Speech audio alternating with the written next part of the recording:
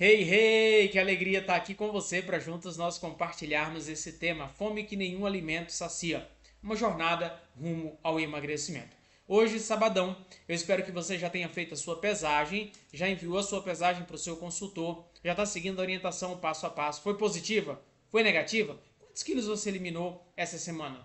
Quantos quilos você eliminou ao todo? Comenta aqui embaixo então, para que a gente possa acompanhar você aqui dentro também, tá? E compartilhar com outras pessoas.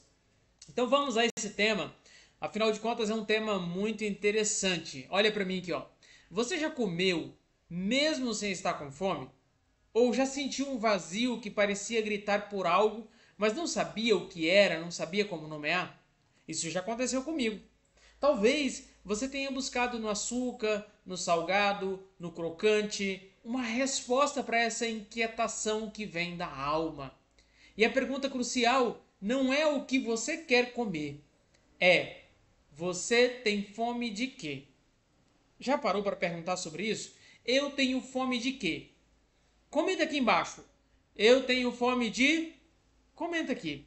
Por que eu estou trazendo isso? Porque essa fome ela é uma metáfora, né? Que de uma forma muito envolvente, muito poderosa, para um dos nossos maiores dramas humanos. Qual que é o maior drama? A tentativa desesperada de preencher com coisas externas e temporárias vazios internos e eternos. Então, hoje eu quero falar com você sobre as múltiplas faces da fome. Por quê? Porque hoje eu estou falando especificamente sobre essa fome. Você tem fome de quê? De que você tem fome? E aqui existem duas categorias principais dessa fome, tá? Que eu vou mencionar aqui com você. É a fome do coração machucado, né? O que é essa fome? É a fome do colo, é a fome da atenção, é a fome da validação, é a fome do amor. Você queria ter colo, você só queria colo, você só queria atenção, você só queria validação, você só queria amor. Como você não teve, agora você come. Né? Então é a fome do coração machucado. É a criança interior gritando, chorando. E o adulto que se sente invisível. Sabe aquele ser que anseia o pertencimento? Então, nós comemos para acalmar essa solidão, para dopar a ansiedade ou para nos presentear com um momento de prazer em um dia árido. Eu não sei se isso já aconteceu com você, mas quando eu estava lá com quase 140 quilos, isso acontecia comigo. E hoje ainda acontece. Só que hoje eu consegui identificar. E é isso que a gente quer trazer para você. Mecanismos e ferramentas para que você possa, de forma consciente, com habilidade, com respeito, desenvolver essas ferramentas. A segunda classe de fome que eu separei para falar com você aqui é a fome da alma indignada. O que é a fome da alma indignada? Sabe aquela fome de justiça? Aquela fome de vingança, de vindicação? Sabe aquela raiva engolida? A frustração contida ou aquela sensação de ter sido injustiçado? Isso corrói por dentro. Isso é como um câncer. Então a fome da alma indignada, essa fome ela é ácida, ela é quente. Nós comemos numa tentativa inconsciente de engolir o que nós não conseguimos digerir emocionalmente. Ou de criar uma barreira física, que é o peso contra as possíveis agressões que nós sofremos lá atrás. E aqui talvez nós estejamos apenas tratando os sintomas, tá?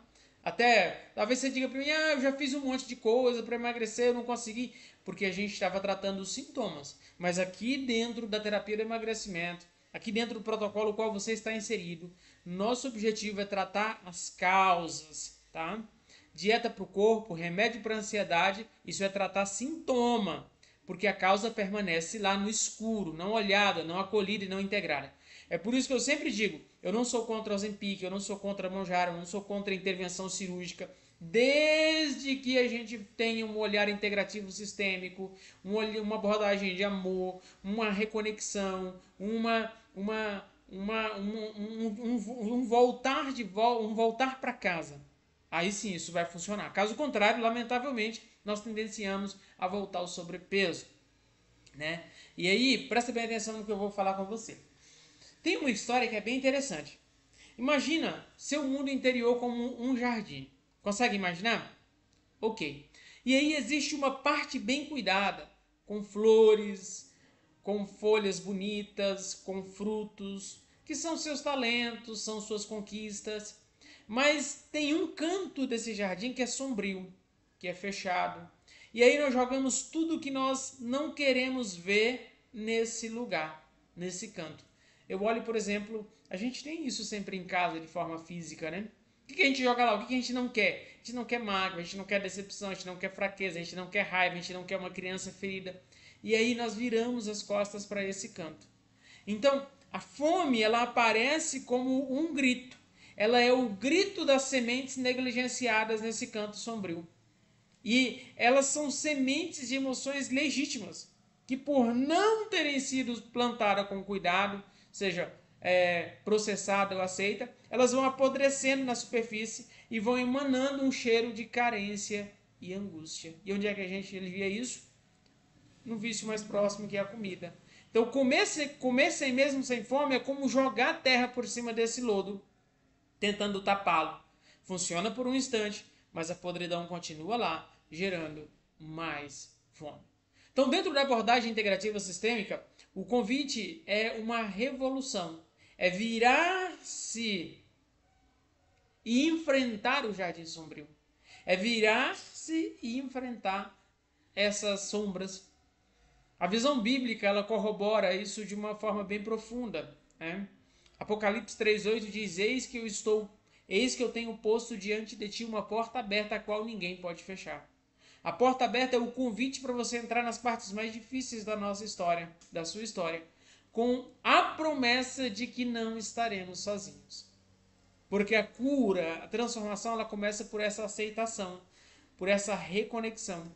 A cura, ela não começa na repulsa, ela não começa na não aceitação, ela não começa na guerra, mas ela começa na integração.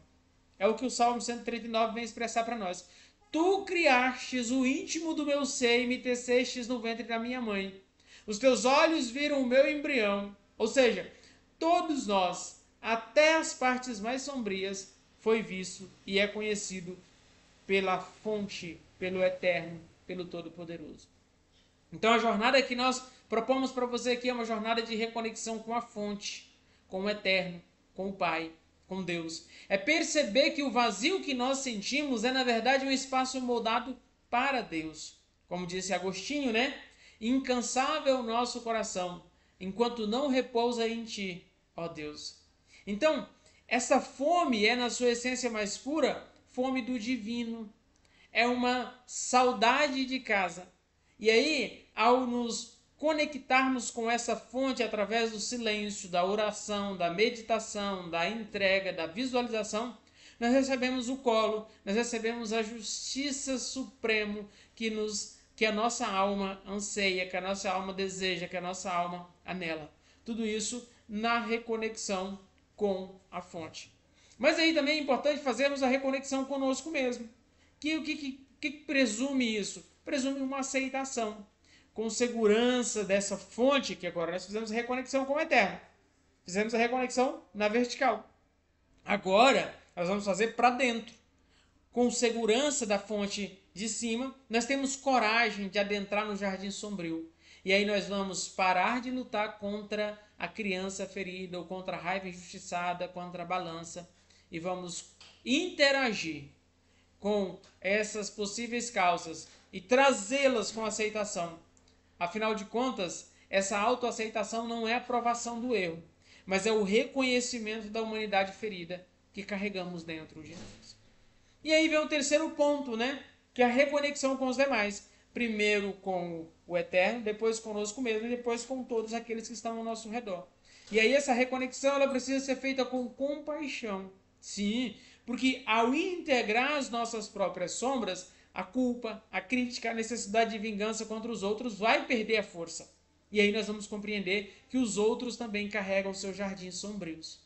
E aí a fome de vingança se transforma em sede de justiça divina e reconciliação possível. A fome de atenção se transforma em capacidade de dar atenção genuína. E aí quando nós nos preenchemos dessa fonte inesgotável, a compulsão por comer, o mundo perde o seu sentido. Sabe aquela compulsão por querer comer tudo ao mesmo tempo? Pois é, vai perdendo sentido.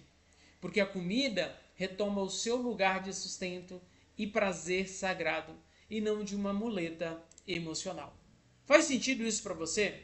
Então, nós estamos falando hoje sobre a fome que nenhum alimento sacia, a jornada rumo ao verdadeiro preenchimento. Então, quero deixar essa videoaula para você. Na próxima videoaula nós vamos falar sobre um tema também que é muito recorrente na próxima quinzena, tá? Talvez na próxima semana também. Mas nós vamos falar sobre um tema muito interessante. Então, tá aqui as atividades aqui abaixo. Responda as atividades, mande a foto das suas respostas anotada e vamos que vamos para mais uma semana de